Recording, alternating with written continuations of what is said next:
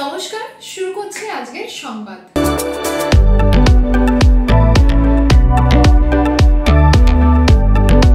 পারাতল যুবগোষ্ঠীর উদ্যোগে নতুন করে শুরু করা হয়েছে শতবর্ষ প্রাচীন জগদ্ধাত্রী পুজো। এই পুজো এবার 6 বছরে পদার্পণ করল, কিন্তু এই পুজো প্রথম চালু করেন স্বর্ণলতা সরকার ও তার পরিবার। দীর্ঘদিন ধরে তারা এই পুজো করে আসছিলেন। স্বর্ণলতা দেবীর 3 কন্যা, কোনো পুত্র সন্তান ছিল না। তিনি তার জীবদ্দশাতেই তার বাড়ি ও জগদ্ধাত্রী মায়ের মন্দির পাড়াতলা যুবগোষ্ঠীকে দান করে যান। তার মৃত্যুর পর তার মেয়েরা ঘটে মায়ের পুজোর আয়োজন করেছিলেন, কিন্তু 1 বছর কোনো সমস্যা হওয়ায় এই যুবগোষ্ঠীর সদস্যরা প্রথম ঘটে মায়ের পুজো শুরু করলেন। তারপর থেকেই যুবগোষ্ঠীর উদ্যোগে পাড়াতলা গ্রামে পুনরায় নতুন করে শুরু হয় এই পুজো। মহা ধুমধাম করে হয় এই পুজো। পাড়াতল স্কুলধার থেকে শোভাযাত্রা করে মাকে মন্দিরে নিয়ে আসা হয়। রাস্তায় মাঝে মাঝে দাঁড় করিয়ে করা হয় নানান সাংস্কৃতিক অনুষ্ঠান। এই পুজোর উদ্বোধনে অতিথি হিসেবে উপস্থিত হন জামালপুর ব্লক তৃণমূল কংগ্রেসের সভাপতি তথা পঞ্চায়েত সমিতির পূর্ত কর্মাধ্যক্ষ মেহমুদ খান ও জামালপুরের বিধায়ক অলোক কুমার মাঝি। ছিলেন পঞ্চায়েত সমিতির বিদ্যুৎ কর্মাধ্যক্ষ শিপ্রা ওঝা।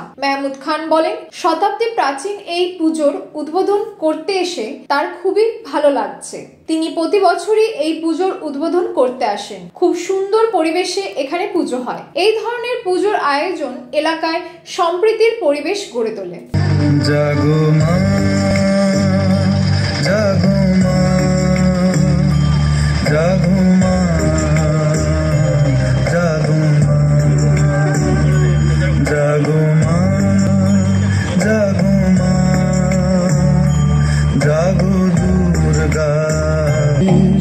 যুদ্ধ হানাহানি কেমন করে গাইব মাগো তোমার আগমনী। ধর্মের নামে আজ দেশে দেশে উঠেছে হিংসার বিষে গড়া প্রাচীরে বিভেদের জাতের পাতের। নমস্কার, আমি সুকান্ত প্রামাণিক স্টেট কার্ড নিউজ রুম থেকে বলছি। এবার থেকে আমরা একটা নতুন অনুষ্ঠান শুরু করছি আপনাদের জন্য, সঙ্গে ডাক্তারবাবু। অনুষ্ঠানটি আপনারা দেখতে পাবেন প্রত্যেক মঙ্গলবার। তবে সঙ্গে ডাক্তারবাবু থাকলেই হবে না, আপনাদেরকেও থাকতে হবে। আপনাদের জন্যই করা। এখানে আপনারা চিকিৎসা সংক্রান্ত বিভিন্ন বিষয়ে খুঁটিনাটি তথ্য জানতে পারবেন, যেগুলো হয়তো আপনাদেরকে কোনো না কোনোভাবে সাহায্য করলেও করতে পারে। যদি কোনোভাবে সাহায্য করে থাকে তাহলে সব থেকে আনন্দিত হব আমরা।